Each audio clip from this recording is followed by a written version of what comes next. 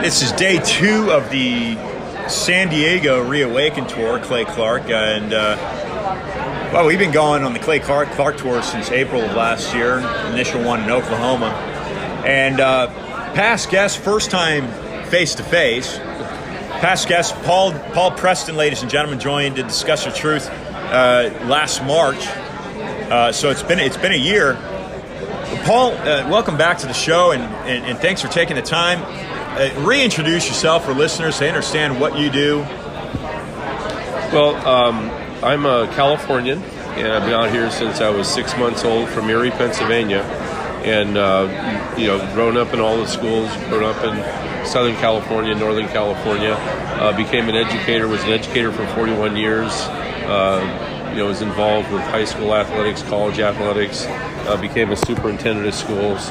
And I saw the downward spiral towards socialism happening in our schools. It was actually the schools that was the first place where we really started to see socialism creep in a big way, really about the 1990s, early 1990s, about the same time as Agenda 21 came on.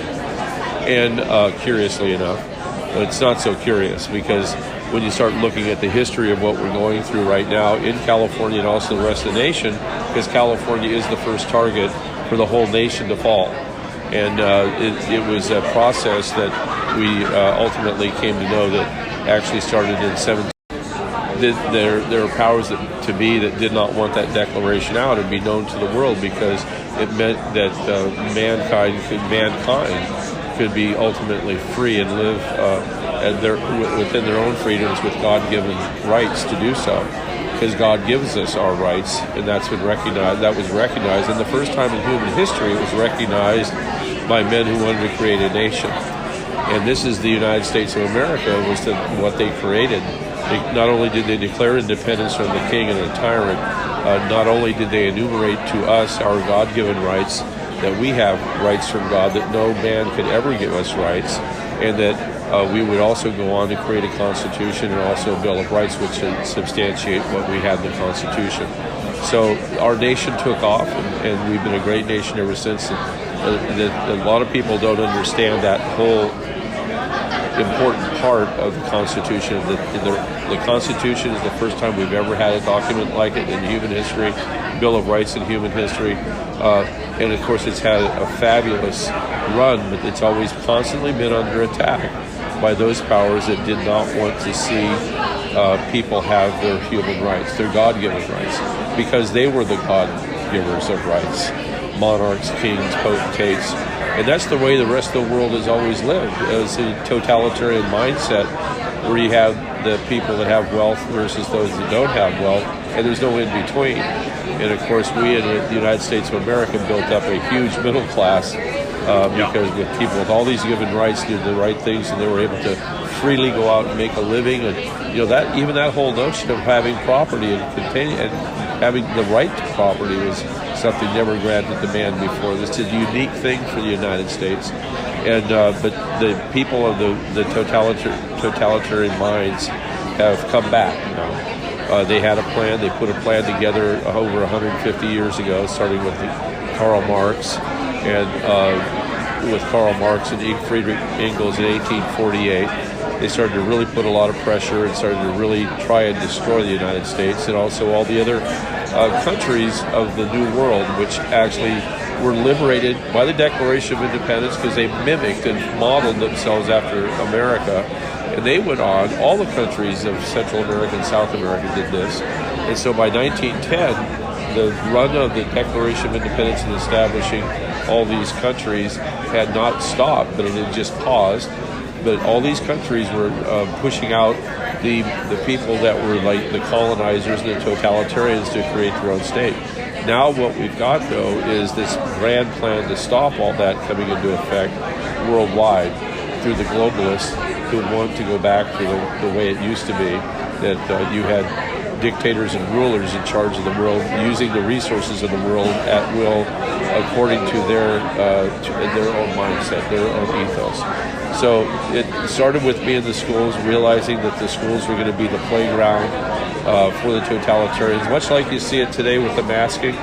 It's in the schools. The schools are really being hardcore with the kids pushing harder and harder and harder on the kids and the parents. It's one of the things that have come up here recently. But I got into radio talking directly about this in 1999, and then from 1999, doing the Inside Education show, I met up with Rosa Corey, who wrote the Behind the Green Mask, which is about Agenda 21.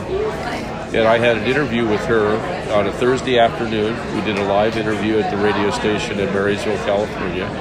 And she said to me, Paul, now that I've taught you about Agenda 21, you have a responsibility, you have a duty to use that, or you have a responsibility and a duty to pass this information on to the rest of the people. And I was so moved by that because she laid down the whole plan that I had seen happening in the schools, and which was the plan of Agenda 21, the United Nations plan from 1992 that was signed in June by George Bush. And it had been chartered in San Francisco, the United Nations, right? Well, the United Nations was chartered in 1947, right after the war, in San Francisco.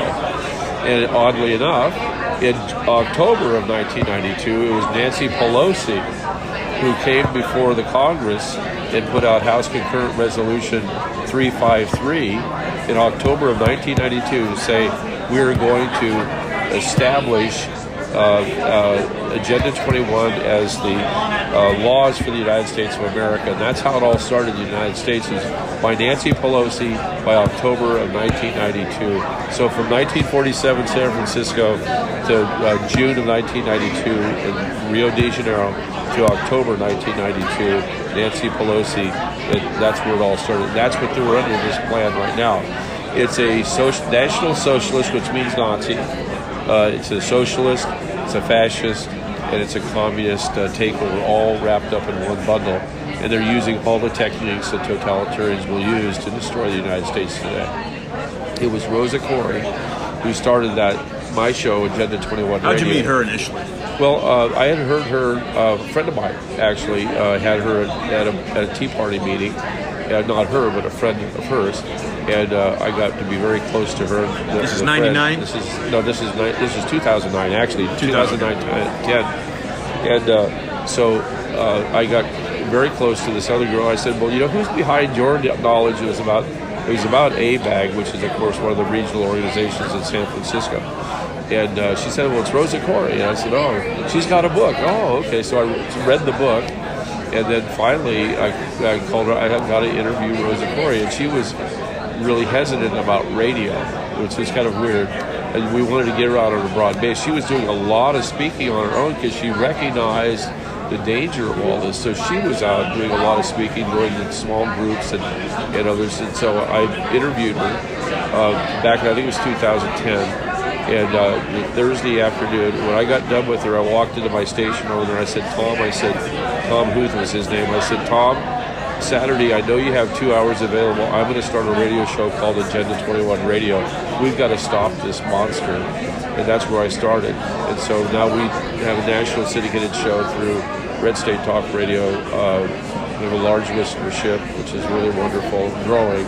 And we're taking on all the totalitarians. I start my show off every day saying, stopping totalitarianism, one exceptional American at a time. And so it's people are starting to wake up. But first of all, I want to thank Clay Clark and everybody else who's here, because you're perpetuating that message. We've got to stop all this. First of all, you're recognizing it, but for years I've been called a kook, crackpot, and so on. None of this would ever exist. None of this is ever part of the plan. We've been talking about vaccinations. We've been talking about what they've been doing in Ukraine since 2012. All the stuff that's news today, we were talking about 10 years ago, 8 or 9 years ago, and everybody was calling us crazy. And now they're calling me going, how'd you know all that? Well, it's in their plan. Read their plan. This is how it works, And so we're getting a lot of recognition that way, which is really nice. But Rosa Corey was really behind our radio show, and I'm fulfilling that pledge to her right now. And we'll continue to do so because she's now passed on. She's now passed on, and that's part of obviously the problem is that we don't have her to fight. But we've got people like myself, people like you, and everybody else that now sees what the problem is, and we're trying to do something about it. Yeah. Now we're going through an awareness time. We're really pressured for time.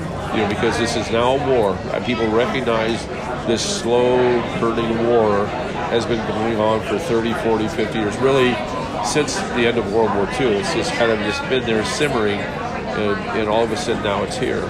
And so people need to take action now. So we're in the education time where people are learning, and they're going to learn about, as time goes on, and we start to see more of these crazy things like masking, which is exactly what they did, the Nazis technique did with the yellow Star of David on reverse. And there they were trying to objectify people that were Jewish. And so if you were Jewish or had a business that was Jewish, they would, if you had a business, they would always slap the Star of David up on your window, telling people not to do business with you. And if you were Jewish yourself, and it became you wore the yellow Star of David, they were objectifying you as a population to do away with you. It's a technique of mind control for the whole population. And of course, what we have right now is we have a situation with the masking. It's a little reverse, but it means the same. Is that they want everybody to mask up, and those that recognize we don't need to mask up are the strong ones, right? So they're trying to identify the strong ones in the population to call them out. So I always tell people I wear a Star of David every day. Good for you. I proudly wear that Star of David. I've never masked up, never will. I've not worn a mask. Not once. The only time I've done it, I did it once when I got my glasses done, and I had to step into a laboratory where they always had masking. Well, that's a different rule to me.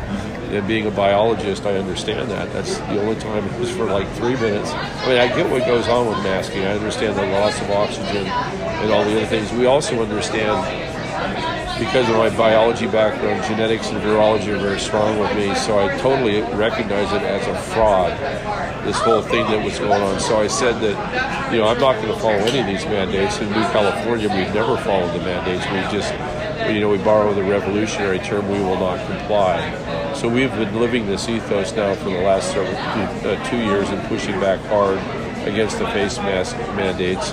We've been actually giving educators and supervisors around the whole state, county supervisors, declarations and affidavits of criminal complaints against them because it's illegal to ask somebody to put a mask on. It's unhealthy, and it's not a law; it's a mandate.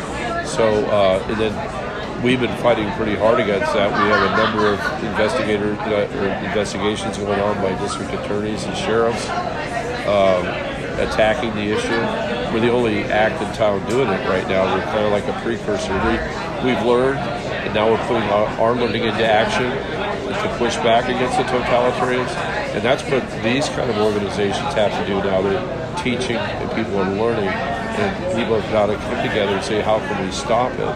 And we say you can stop it by coming on board with New California, because we have a network all around the state already in 56 counties of the 58 counties in California. So it's natural to make a new state, because we're going to be the polar opposite of like California, which has the strictest mandates in the nation. It has the most restrictive environment for businesses, and it's the highest tax state in the nation. So we're completely opposite of them, and we've been at this now for 5 years. We declared independence January 15th, 2018. We've read 190 grievances once a week, over 190 weeks of important steps, as a public pronouncement. We've had 9 constitutional conventions. We have the 10th one coming up in the 2nd, 3rd, and 4th of June. And we've invited Donald Trump, and we've been in negotiations for him to show. So we expect that he'll be there. He's shown interest. Oh yeah.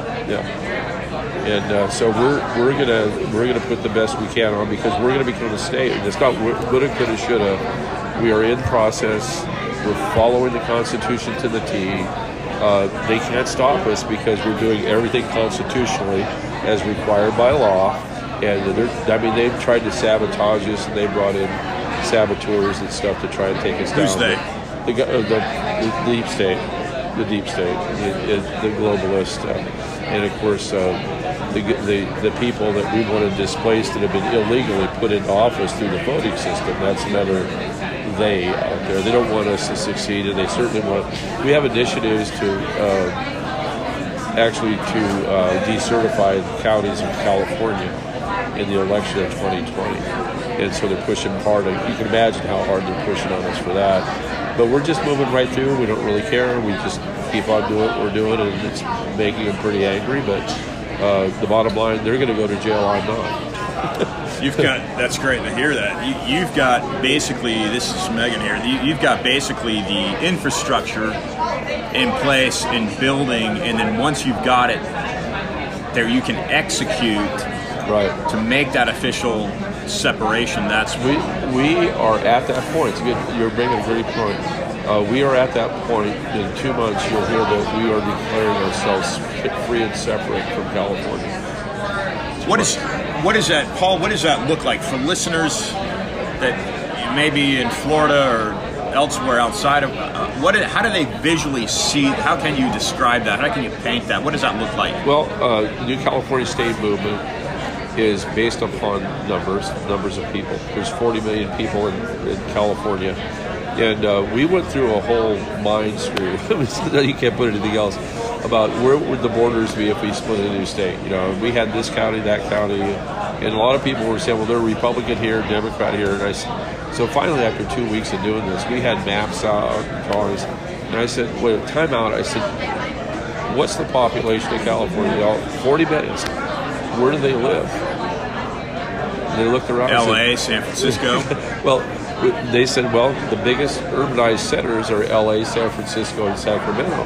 That's 20 million people. And so I looked at my crew and I said, duh. So if that's California, then all the rest of the state is New California, because that's 20 million people, right? Don't you like that math? And you're sitting in New California right here. So everybody looked around and said, well, that's an answer. I said, yes, that's an answer, isn't it? So that's how it started. That was back in 2017. So we started on that basis, and we stayed with it ever since. And so when you take a look at the map of New California, like you can see here, you'll see that there's LA County's yellow, San Francisco and Sacramento are yellow. That's 20 million people live there. And 20 million live in the red. And right now, if you were to take a look and say, well, how many state senators do you find in the yellow area out of the 40 state senators in California have either something, a whole or part of being in that yellow area? Your answer is going to be 33 state senators and 7 in 90% of the other landmass. That's called lack of representation, because senators are designed by population now. Yeah. They're no longer designed, or their requirement is no longer by a sovereign state boundary. Like you have sovereign boundaries for a state, so each state gets 2 senators, and that represents everything of the state for those 2 senators, including your populations, including your business, including commerce, including transportation, including all those things are wrapped up in your state. You know, conversely, it would be the same for counties. So they took that away in Reynolds versus Sims, 1964. And when they took that away in Reynolds versus Sims, 1964, they took away representation. Because it used to be all these counties would have a senator assigned to each one of them. So when you had the impulses of the population through the assembly, they would come up with a bill and, well, you know, the senator, let's say from Imperial County, would say, well, maybe I don't like that. And maybe the other rural ones would say, we don't like that either. Well, you know, you had a balance going on there. It's called bicameralism, where the majority is not necessarily taking advantage of the minority, or the minority taking advantage of the majority, which is what the founding fathers did not want. That's, you know, Thomas Jefferson says, you know, a democracy is where you have 51 people out of 100 vote yes, and 49 vote what happened. And what about them in representation? See, they were worried about that 49, what kind of representation. In a democracy, it's yes and no. And who cares about the other 49%? It's whatever 51% wants, they'll get. Now in California, we've got a democracy. We have slipped into a democracy, and a democracy is a dictatorship. That's what we have now. People run around talking on the radio, well, we got to protect the democracy, you know, we want a no, we don't want a democracy. We want a republic, a Republican form of government. It was it was Benjamin Franklin who came out and said, or walked out of the convention, and a woman asked him, Mr. Franklin, what kind of government have you created for us? And he said to her, a democracy if you can keep it. No, he didn't say that. He said, a republic if you can keep it. See, everybody thinks Democrat, but no, he didn't say that. He said, it's a republic if you can keep it. And it's a Republican form of government, which is bicameralism, which is what we have, representative government. Plato's Republic. What's that? Yes, Yeah. absolutely, absolutely. So when I hear people using the word democracy, they've been brainwashed by the left. Because remember, it goes By back... the United Nations? Can we call that the left? Well, sure, but here the totalitarians, the United Nations, you can call them all that. Remember what I said, that the quest to destroy the United States really started in 1776. And so it's that left that's here today that's always pontificating about a democracy in the media and everywhere else. And so people naturally think we all want a democracy, and we don't. The Founding Fathers, the biggest thing they gave us was a Republican form of government. As Benjamin Franklin said, it's a republic if you could keep it. It's not a democracy. Paul, there's a couple things I want you to address here. First off, what I think a lot of people forget, and certainly I think Californians forget, is that California is a Lone Star state. Right. So I want you to talk a little bit about that. And then the other thing I want you to talk about is, I like the fact that you've gone back to 1776 and you're saying that enemy is the same enemy. Right. And I want you to expand on that. What is that enemy? Because yesterday, Anne Vandersteel had made that enemy, she drew up a line to the crown in England. Right. But maybe you can paint a different scenario for people to look at. Right. So let's go into those two things, if you would, Paul. The Lone Star state that California is. I mean, this is a strong Republican historically, state. yes. Yeah. Well, California, it's kind of interesting. Being an educator, I was always concerned about what my students were getting in terms of education. And one of the things I saw was that the Constitution was not being taught. There was less and less standards for it coming down from the state, and our own counties were not providing it, our own school districts. And so that was a clue that there's something going on here where our kids aren't learning that. But even before that, I had a real problem with the fact that there was lack of educational knowledge about California history. And so I was always a great California historian just on my own. I just loved the California history. And this is a very historical place in California where you're at right now in San Diego County. And but what happened with the Lone Star State, how this whole thing developed was back in 1836, we'll start there. In 1836, there were two areas that were part of Mexico. And those two areas were, of course, Texas and California. And Texas had a revolution against Mexico in 1836. And what happened was they actually declared their independence in March of 1836. And, of course, we had the Alamo. And there's a lot of reasons of great history in Texas and the reasons why people came to Texas, to get out of debtor's prison in Tennessee, as an example. That's another little gambit. But they wanted to be free of Mexican intrusion into their area of Texas. And the growth of a new state was, of course, happening, but we'll talk about that. So they actually fought battles. Of course, the Alamo was big for that. And after March and April, they became independent from Mexico. They weren't a state, but they became independent. They actually became a nation. Their own republic. Their own republic.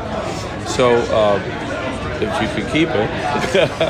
But which they weren't able to, right? Well, that's debatable today, I'm sure. But if you take a look on the other side, though, you also had California that was really upset with Mexican government. And the reason why they were upset with the Mexican government, both Texas and also California, and it was a group of Californians that had been long established.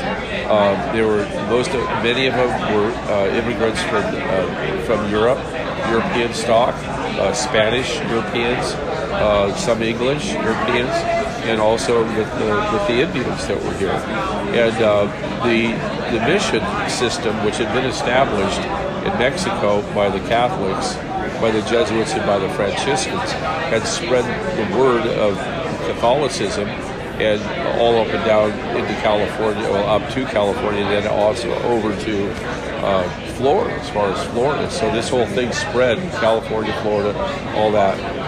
But when Mexico became independent of Spain in 1821, by 1836, people in California and people in Texas grew very, very weary of the centralized government of Mexico. It says it right in the Declaration of Independence of 1836 from California, because California in November of 1836 declared their own independence and became independent from Mexico. And it uses that word centralized? Centralized government uses it. Centralized government. It's right in there. Boom, right there. So you can see what happened was that Mexico, becoming a new country on its own with the Declaration of Independence, had the best interest at heart to get rid of all the totalitarian mindset that comes with colonization. They wanted to throw that off. So one part of what they did is they came up with a bill of secularization, in which they were going to get rid of the Catholic Church entirely out of California and also most of the area of Mexico. And of course that affected some big things, obviously, made some major changes. The missions actually became not important in California, but the Californios established not a country because Mexico decided to negotiate with California, even though they had the Declaration of Independence, and so they gave California an autonomous status as a new country, new state. And so that's the way it worked until 1846. And of course, the other interesting thing, you mentioned the Lone Star, that if you take a look at all the stars that were popping up on all the flags throughout the Western Hemisphere, a star is a symbol of hope and freedom and liberty. And so in Texas, they came up with the white star, the white Lone Star on their flag. And California, in tribute to that, came up with a red star on a white background for their star. And a bear. No bear. Oh, no bear. No bear. No. Initially, there was no bear. That's right. It was just a big, huge banner. It's an enormous banner. It's an enormous banner with one big red star. And of course, we use that red star on our flags now. You can see it's got a little cant to it. And what happens is that when they made the star, the seamstress just kind of got it wrong. You know, as you make a star, whenever you make a star, you can't make it completely unless you. The secret is to hold it, get two thickness. And so what happened is that from that point, we became both known as Lone Star states and republics, because in 1846. It became really important that after the Treaty of Guadalupe Hidalgo and the Mexican War, that we become part of the United States, and ultimately there was what was called the Bear Flag Rebellion in Sonoma, and in that California became separated completely from Mexico, non-autonomous, and joined with the United States, but didn't really join for 22 days until the military showed up to take charge of it. So there's a 22-day period in which California was actually its own nation, and that's why they call it a California Republic to this day. They still hang on to that. And now it became a state, the only state to become a state, not using the technique that we use constitutionally or coming through as a territory, but coming through as a bill in November 9th, 1850. So the Lone Star states are really twins in a lot of different ways. But there's history behind this, which is amazing. The history has been suppressed about California. Nowhere in the books of California, in the educational field, will you hear the story what I just told you. Because the suppression in California books is that there's no real history taught about California except what you hear in the fourth grade about the mission system, and that's it. The real history, there's so much rich history in California about the role of the missions and what happened in the whole colonization of America and how and in California in particular with the gold rush and all that stuff. One of the single largest, in fact, at that time, it was thought that the single largest migration in human history was to the gold fields of California. No one talks about that history. And in fact, the bear flag for us when we were doing research, Liz, who's our partner over there, who just came over here, I was trying to find out where the real Alvarado flag was, which was that red star flag in California, New California, or the Californios. And I couldn't find it for years. I was researching, and finally I found it was being stored at the Gene Autry Museum in Los Angeles. The actual flag. And this is General Alvarado? Yeah. Because it was Alvarado, Castro, and a couple others that declared independence for California in 1836. So, but he was behind it. He was one of the guys that was behind it. Interestingly enough, two of the founders who worked with me on New California, the Patterson brothers, are direct ancestors and descendants of Alvarado and Castro. Direct ancestors. In fact, wow. They came up with the resolution at one of our meetings to name New California. Talk about their ancestors, Alvarado and Castro, who were two of the authors of that declaration. Is that just a mind blower? You don't learn this in the books. Simple little things that are just great history in California. Here we are sitting in here in the springtime, and we can look out at the foothills over here, and they're covered with mustard. Well, it's European mustard. It's not California. It's not native. It's not native. Yeah, there's a lot of native and non-native cultivars here in this state. Non-native would be usually European or from Asia that have been brought over and they're growing here. Some of the different types of palm trees and stuff. But the mustard that grows here in the springtime, this brilliant yellow mustard, is from Europe. And the reason why it's here is because, as each one of the missions were established, they were always established to be a day's travel apart from one another. 100 miles? No. That's somewhere about, depending on the terrain, So some are 100 miles, some are like 50, 70 miles. But in order not to get lost, what the missionaries did was they brought out European mustard seed, and they spread the mustard between missions, one mission to the next. So you always have a trail by which you can follow with the yellow mustard. So when you look out over here and you see yellow mustard, that's from the missionaries. It's from the El Camino Real. All of it, all throughout the state now. And people don't realize that. I mean, that's just, think about that. It's amazing, yeah. That's the yellow brick road. That's it. Whoa, Paul. Let me ask you a question about those missions. Were those Franciscan, Jesuit? What branch of the... They first started out to be Jesuit, and then they moved on to Franciscan. They had a lot of problems with the Jesuits and some of the things that they were doing with them. The Jesuits are a military order. They're a military order. The Jesuits were established in response to Martin Luther. And Martin Luther, the great Martin Luther from Reformation. The Reformation, right, 1517, who tapped up on the Catholic cathedral in Wittenberg. I've been there, actually. The 95 Theses, which are grievances against the church, which kicked off the whole Reformation. And history has never been the same since. There was a Reformation that happened for the Catholic Church. That's St. Ignatius de Loyola. That's right. He in 1840. Because Lutheranism was growing so rapidly in Europe, they wanted to put it down as a rebellion, so they created a military order known as the Jesuits. And the Jesuits, by Ignatius Loyola, was the founder, and they started putting down, in very brutal ways, the Europeans who were going along with the Catholic Church. Going along with Martin Luther. So if you're going along with Martin Luther, you're persecuted. The history is very clear, and I'm not, these are things in history that are even repeating themselves today, which is really sad. I think that there are a lot of people around the world who want this country back as a response, even today. I think that's what their grand design is. Clearly, I think everybody's saying the globalists want this country and they want this out of here. They want the scourge of America gone. That's the way they view it. That's why we're at war, actually.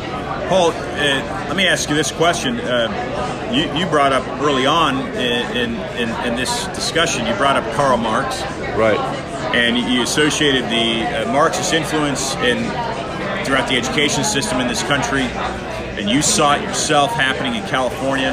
That's what kind of sparked you to do what you've been doing. But along the lines of this Jesuit influence, and certainly the Jesuits were laying a footprint on this land here that we're sitting on right now, before it even became part of this constitutional republic. Absolutely. Out of Philadelphia. Right. The thing is, that's right. They were putting down what they thought at the time. And again, you have to go back to that era. And I really, these people who want to put today's modern circumstances back on something about 300 years ago and say that this is the way we're living life. We are of a sort in different ways, but they thought at that time that's just the way the world was supposed to be. I mean, just like we have a certain world understanding, their world understanding was that for the Catholic Church, for Spain, for Italy, for any country they claim this land, they own this land, and it's theirs to be here. And of course, that's not the way it works in real countries. It's not the way it works when you go out and declare independence. See, that was the big threat at the time historically, is you had a group of folks declaring themselves independent. That word independence was not understood to the Jesuits at all. No one understood it because their settling here in this country in the 1500s predates even the creation of the word independence. The word independence wasn't used at all or developed even until 1661. That predates, that postdates the actions of Jesuits or the Chinese and the Russians. The Russians were here wanting to conquer California. We have Northern California where I live now. We have great Russian influence up there from the standpoint historically speaking, with a number of the forts that are up there along the coast because Russia claimed it. And of course the British claimed it, Russia's claimed it. The Chinese have claimed California for a long time, up until the 14th century. Go back that far with the Chinese. So California was much sought to the old world, but they just lacked the technology and circumstance of what we have today to make things happen. And now with advanced communication, finances, and so on, we're seeing what we're seeing right now play out. And it's all an element of all the things mixed up in history that we're talking about here. But the Jesuits, they were pushed out as a group because of the brutality that was going on. This is what a lot of people historically attend. None of this is written in history. If you can find it, it's all part of history. You can find it, it's hard to find it. It's like the flag I was talking about. We found the flag, and so Liz and I, on one of our trips down to Southern California for New California about 4 years ago, I said, well, I found where the flag was. It was in the museum, the Gene Autry Museum. And so we went in there. We had our New California shirts on. I got one just like it right here on. There you can see it right there. Just exactly. I had this one on, and she had hers on. We walked in, and there's all these docents sitting at a table like this, and they were sitting there. And I said, I'm here to find. I want to take a look at the Alvarado flag. And she'll tell you, there are 6 women at the table, and their face went pale. Faces went pale when I asked a question. And we're watching this, and they said, well, we don't show that flag. I said, but it's here, right?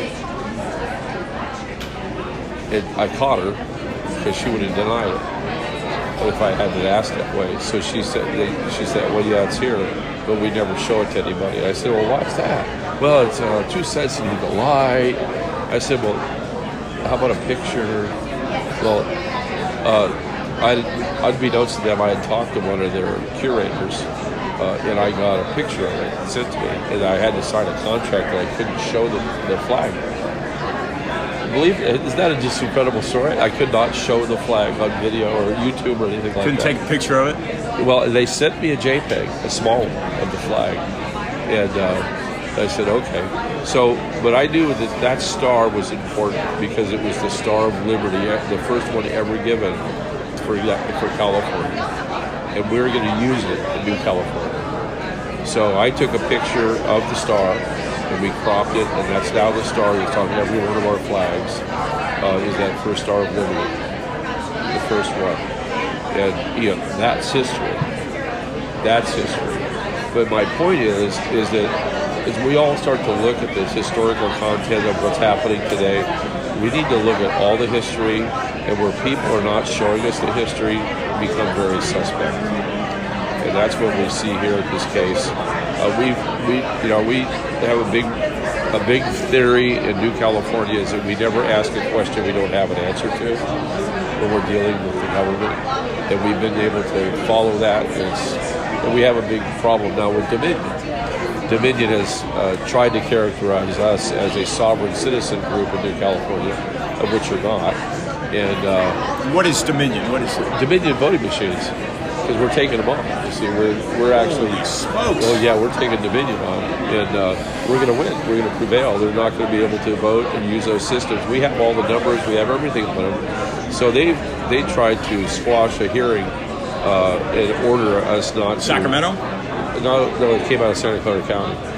They tried to squash a hearing so that we would not have access to their contracts with Santa Clara County.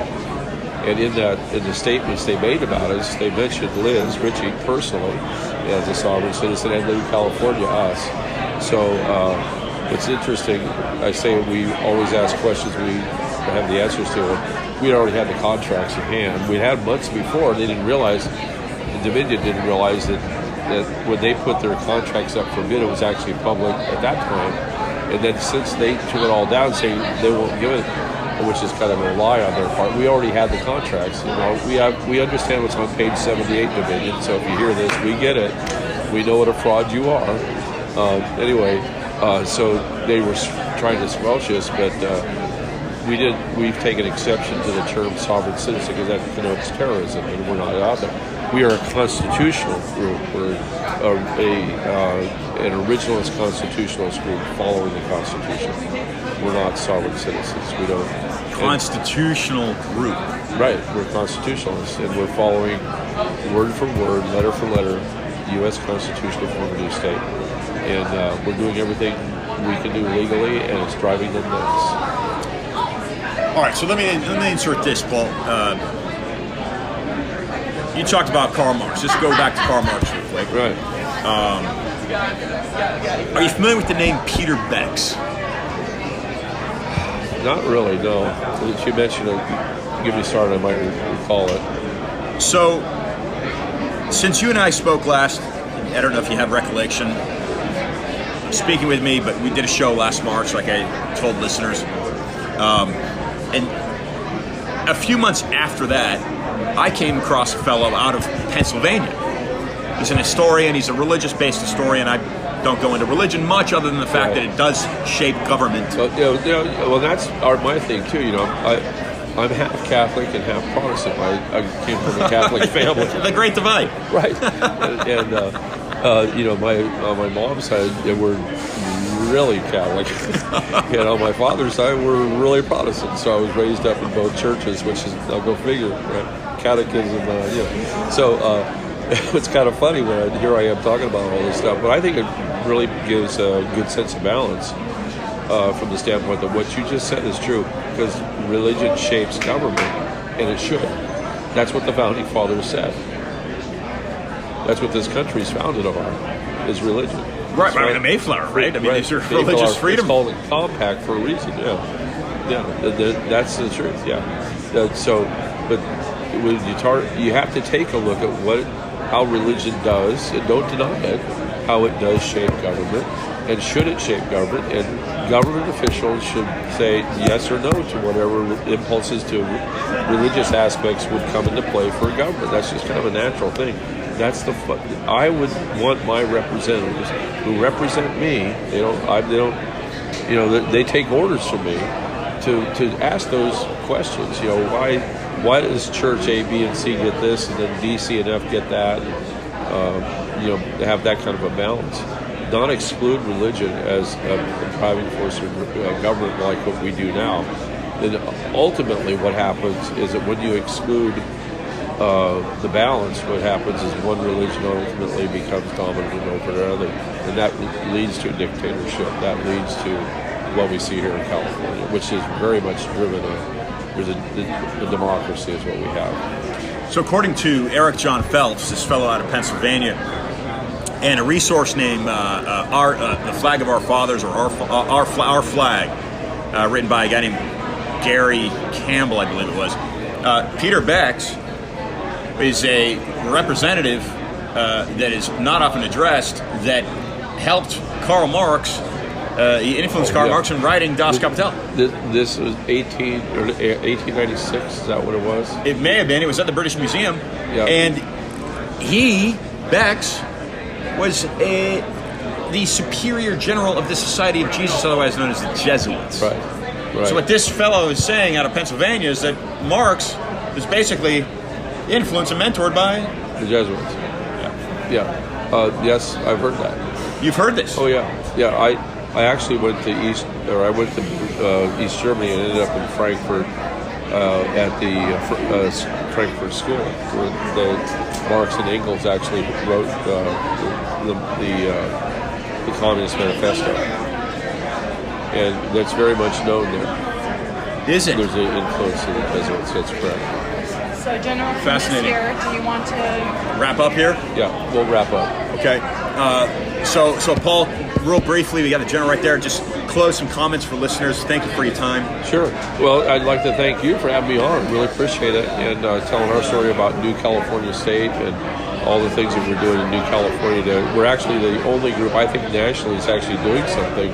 We're physically on the ground as foot soldiers. Investigations have been prompted by local officials. Nowhere else is that happening by us. Well, you're seeing it in Wisconsin, seeing it in Georgia, but in California, it's the only thing that's happening is us. And we're prevailing. We are prevailing in every sense of the word, and we're going to be a new state before you know. Probably you'll hear some big stuff coming out in 2 months, and you'll hear some really big consternation from Gavin Newsom. But the California. We declared California a dead state. December 1st. It's a dead state economically. Right now, they can't account for $485 billion. They can't account for it, and so as a result, what we're doing is we're following up on that. How would you like to be missing $850 billion that was all taken off by China, money laundering? That's what's going on in California. Plus, they don't have the economy right now to provide any real financing for the state. And so they're a dead state. So anyway, I got to get going. You do too. Thank you very much, brother. Thank you.